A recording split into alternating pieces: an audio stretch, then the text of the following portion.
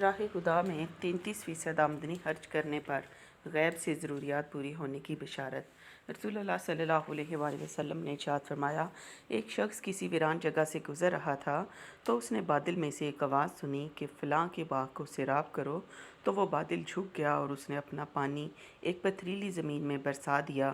وہاں کے نالوں میں سے ایک نالے میں وہ سارا پانی جمع ہو گیا اور ایک سمت بہنے لگا۔ وہ شخص بہت حیران ہوا اور اس نالے کے ساتھ چلنے لگا۔ اس نے دیکھا کہ وہ پانی ایک باغ میں داخل ہوا جہاں ایک کسان کھڑا تھا۔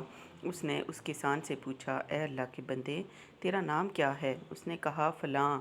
یہ وہی نام تھا جو اس نے بادل سے آنے والی آواز سے سنا تھا۔ اس کسان نے پوچھا، اے اللہ کے بندے، تو نے میرا نام کیوں دریافت کیا؟ اس شخص نے کہا، جس بادل سے یہ بارش برس رہی ہے، تیرا نام میں نے اس سے سنا ہے۔ یہ بادل کہہ رہا تھا کہ فلاں کے باغ کو سیراب کرو۔ ذرا یہ بتا، تو اپنے کھیت میں ایسا کیا کرتا ہے کہ تیری ضروریات کا غیب سے بندوبست کیا جاتا ہے؟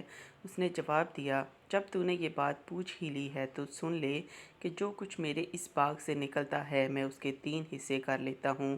ایک حصہ صدقہ کر دیتا ہوں اور ایک حصہ خود کھاتا ہوں اور اہل و عیال کو کھلاتا ہوں اور ایک حصہ دوبارہ اسی زمین میں لگا دیتا ہوں۔